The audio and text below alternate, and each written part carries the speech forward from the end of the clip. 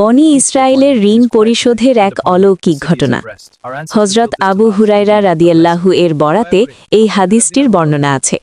তিনি নবী সাল্লাল্লাহু আলাইহি ওয়াসাল্লামের কাছে নিচের ঘটনাটি শুনেছেন। বনি ইসরায়েলের এক লোক অন্য এক লোকের কাছে 1000 দিনার ঋণ চাইল। তখন সে বলল, কয়েকজন সাক্ষী আনো, আমি তাদের সাক্ষী রাখব। সে বলল, সাক্ষী হিসাবে আল্লাহই যথেষ্ট।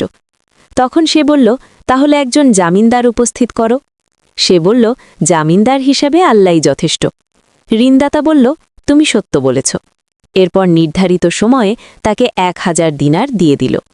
তারপর ঋণগ্রহীতা সমুদ্রে সফর করল।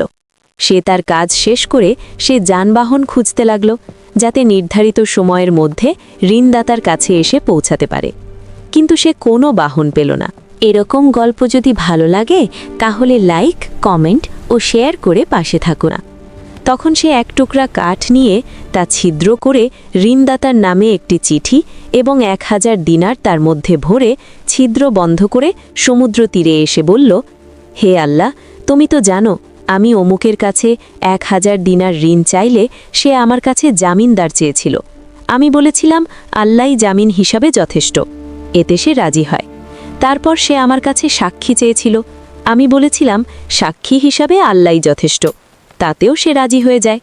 আমি তার ঋণ যথাসময়ে পরিশোধ করার উদ্দেশ্যে যানবাহনের জন্য যথাসাধ্য চেষ্টা করেছি, কিন্তু পাইনি। তাই আমি তোমার কাছে সোপর্দ করলাম। এই বলে সে কাঠের টুকরাটি সমুদ্রে ছুঁড়ে মারল, আর কাঠের টুকরাটি সমুদ্রে ডুবে গেল। লোকটি ফিরে গিয়ে নিজের শহরে যাওয়ার জন্য যানবাহন খুঁজতে লাগল। এদিকে ঋণগ্রহীতা কোনো নৌযানে করে তার মাল নিয়ে আসে কিনা সে আশায় ঋণদাতাটি গেল সমুদ্র তীরে। তার চোখ কাঠের টুকরাটির ওপর পড়ল, যার ভেতরে ছিল দিনার। সে কাঠের টুকরাটি তার পরিবারের জ্বালানি হিসাবে দাঁড়ি নিয়ে গেল। কাঠটি চেরার পর সে দিনার আর চিঠিটি পেয়ে গেল।